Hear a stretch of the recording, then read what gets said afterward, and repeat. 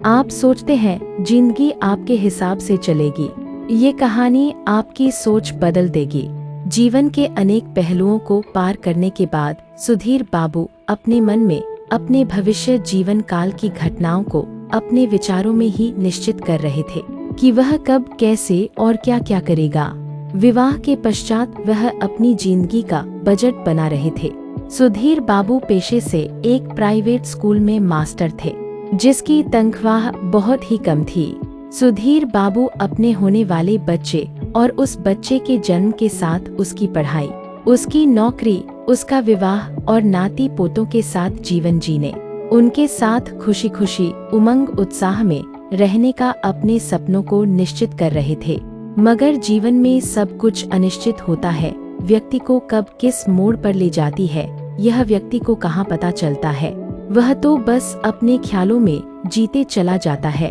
ठीक वैसे ही सुधीर बाबू भी अपने ख्वाबों को सजाए हुए अपने ही ख्वाबों में जीते चले गए।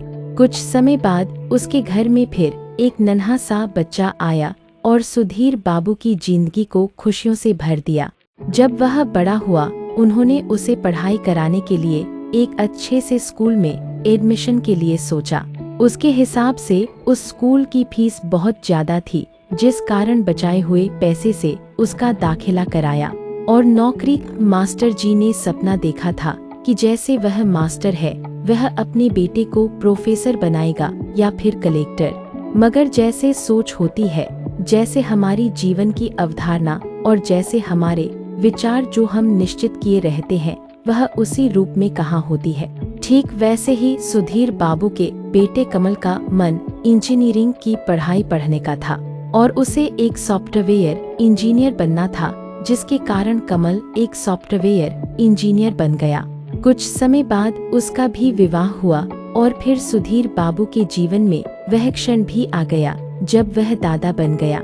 वक्त कुछ इस तरह से गुजरता गया कि कब गुजरते पलों के साथ सुधीर बाबू के बढ़ती उम्र में बुढ़ापे ने दस्तक दिया, पता ही नहीं चला। और उम्र के साथ ही उसकी नौकरी से भी रिटायर हो गए। कमल को विदेश में एक अच्छी नौकरी मिल गई, जिसके लिए कुछ ज्यादा ही पैसों की जरूरत थी और उन्होंने अपने पिताजी को प्रॉमिस करके घर गिरवी रख दिया और विदेश चला गया। जो कुछ पैसे उन्होंने कमाए थे वो बच्चों की पढ़ाई, शादी और घर बनाने में खर्च हो गए थे। घर गिरवी रखने के साथ सुधीर बाबू और उसकी पत्नी मालती देवी एक अनाथ आश्रम में चले गए। सुधीर बाबू अक्सर राह देखते, शायद इस बार उसका बेटा आएगा। मालती देवी भी बार बार खुद को समझाती कि शायद अब की बार उसका बेटा आएगा, इस दिवाली या होली पर उसका बेटा आएगा। मगर ना जाने कितने ही दिवाली और होली निकल गए, उसका बेटा नहीं आया। और वहाँ रहते रहते उन दोनों के ही कुछ दोस्त बन गए थे, जो ही अब उनके जीने का सहारा था। जब भी वह अपने दोस्त मोहन बाबू से बात करते तो हमेशा अपने बेटे की तारीफ ही करते कि उसका बेटा जरूर आएगा, शायद वक्त नहीं मिल रहा होगा।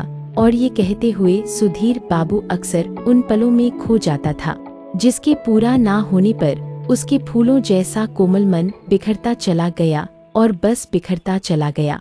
और फूल की तरह है अपनी शुभ भावनाएं और दुआओं की खुशबू सदा अपने बेटे के दामन में भरता चला गया। सुधीर बाबू आज इस बात से अच्छी तरह वाकिफ थे कि जीवन में कुछ भी निश्चित नहीं है। फिर वो अपनी तसल्ली के लिए कभी कभी भगवान को कोसते कि उनके साथ ऐसा क्यों हुआ। और ऐसे ही एक दिन में भगवान के सामने खड़े होकर अपने मन की बात कह रहे थे, तभी उन्हें अचानक से हार्ट अटैक आया और वो वहीं गिर गए। उसके बाद भगवान की कृपा कहो या सुधीर बाबू की किस्मत या फिर एक संजोग मात्र, उस दिन एक कलेक्टर जिसका नाम सौरभ था, वो उस अनाथ आश्रम में आया हुआ था, जो कि उसका ही पढ़ाया हुआ एक स्टूडेंट था। वो सुधीर बाबू को बहुत मानता था, क्योंकि उनके जीवन में यदि कोई पहला प्रेरणा देने वाला कोई था तो वह सुधीर बाबू ही थे, जिनकी वजह से उनके जीवन में बहुत बदलाव आया था। उन्हें कलेक्टर बनने की प्रेरणा उन्हें उनसे ही मिली थी, इसलिए उन्होंने झट ही अपने मास्टर सुधीर बाबू को पहचान लिया और फिर एक प्राइवेट हॉस्पिटल में भर्ती करवा दिया, जिसका सारा खर्च उन्होंने ही उठाया था और सुधीर बाबू ठीक हो गए थे। कभी भी कुछ भी किसी भी समय में हो सकता है। जीवन की अनिश्चितता के लिए तैयार रहना ही जीवन जीने के असली मायने है और यही जीवन की खूबसूरती है, उसकी सुंदरता है। सीख, जीवन अनिश्चित है लेकिन हमारे अच्छे कर्म कभी व्यर्थ नहीं जाते, वे किसी न किसी रूप में लौटकर जरूर आते हैं।